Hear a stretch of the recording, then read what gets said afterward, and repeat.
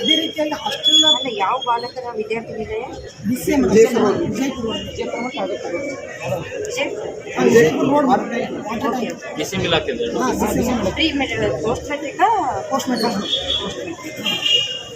ಎಲ್ಲ ಹಾಸ್ಟೆಲ್ಗಳು ಇರುವಂಥ ಸಮಸ್ಯೆ ಮೇಡಮ್. ಇದು ಹಾಸ್ಟೆಲ್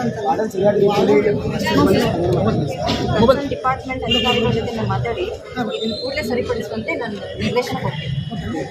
ಅದೇ ರೀತಿಯಾಗಿ ನಮ್ಮ ಹಳ್ಳಿಗಳಿಂದ ಕಾಲೇಜ್ ಬರುವಂಥ ವಿದ್ಯಾರ್ಥಿಗಳು ಏನಿದೆ ಸಮಸ್ಯೆ, ಬಸ್ಸಿನ ಸಮಸ್ಯೆ ಹೆಂಗಾಗ್ತಾ ಇದೆಯಪ್ಪ ಅಂದರೆ ಡಿಪೋ ಮ್ಯಾನೇಜರ್ಗೆ ಫೋನ್ ಮಾಡಿದ್ರೆ ಅವರು ಡಿಪೋ ಮ್ಯಾನೇಜರ್ ರೆಸ್ಪಾನ್ಸ್ ಮಾಡಲ್ಲ. ನಾವು ಫೋನ್ ಮಾಡ್ತೀವಿ ಬಿಡ್ತೀವಿ ಪಂಚರ್ ಆಗಿ ಕಳಿಸಿ ಹೋಗೋ ಇದು ಫೋನ್ ಹಿಂಗೆ ಮಾಡ್ತಾರೆ. ಆದರೆ ವಿದ್ಯಾರ್ಥಿಗಳ ರೆಸ್ಪಾನ್ಸ್ ಹೆಂಗೆ ಮಾಡ್ತಾರೆ ಅಂತ ಗ್ಯಾರಂಟಿ. ಕಂಟ್ರೋಲ್ ರೂಮಲ್ಲಿ ಕೇಳಿದ್ರೆ ಬರ್ತೈತಿ 5 ನಿಮಿಷ. ಮೇಡಮ್ ಚಿಕ್ಕಮಗಳೂರು ಹಿಂಗಳಿಗೆ ಹೊಸ್ತಿ ಇಲ್ಲಿ ಬರುತ್ತೆ ಮೇಡಮ್. ಮಸಲಿ ಬೀಚ್ ಅನೇಕ ಹಲವಾರು ಸಮಸ್ಯೆಗಳಾದ ಮೇಡಮ್.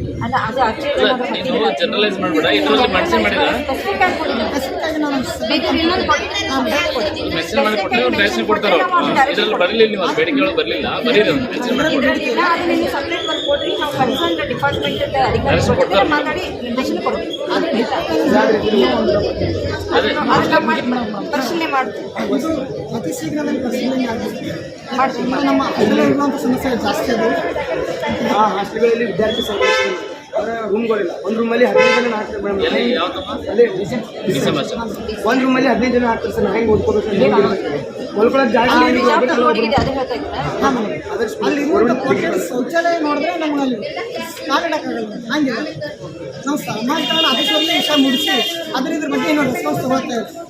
ಇದು ಒಂದು ವಾರದಲ್ಲಿ ಎಲ್ಲ ಕ್ಲಿಯರ್ ಆಗಿ ಮತ್ತೆ ನಾವು ಬೇರೆ ಕ್ರಮ ತಗೊಳ್ತೇವೆ. ಪರಿಶೀಲನೆ ಮಾಡಿ ನಾನು ಡೈರೆಕ್ಷನ್ ಕೊಡ್ತೀನಿ. ಕೂಡಲೇ ಇವನ್ನೆಲ್ಲ ವ್ಯವಸ್ಥೆಯನ್ನು ಸರಿಯಾಗಿ ಮಾಡಲಿಕ್ಕೆ ನಾನು ಡೈರೆಕ್ಷನ್ಸ್ ಕೊಡ್ತೀನಿ. Thank you.